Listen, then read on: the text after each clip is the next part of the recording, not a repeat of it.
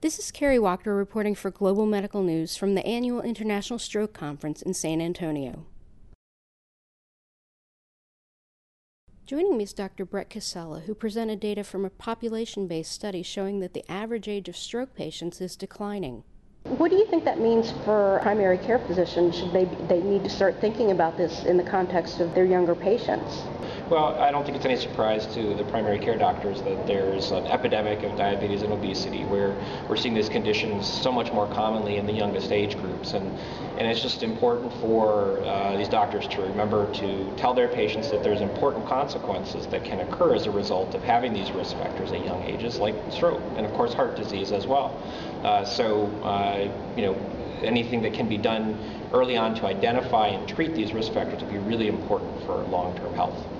So can you speculate about what's driving the increasing incidence of stroke among younger adults?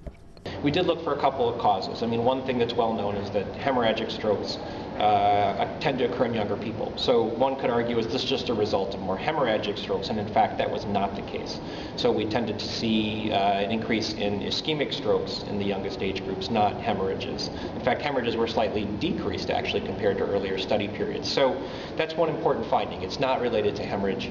Then we looked at risk factors, and in our own population, we're looking at relatively small numbers of people that we surveyed by telephone, but we were able to show that in fact we did see risk factors increasing in the youngest age group. So we saw a statistically significant increase in diabetes under the age of 45, and as well as heart disease actually. So again, an important consequence that primary care doctors would certainly care about would be that these risk factors occurring prematurely or in young people can lead to not just stroke but heart disease, and of course heart disease is very important as a risk factor for subsequent stroke.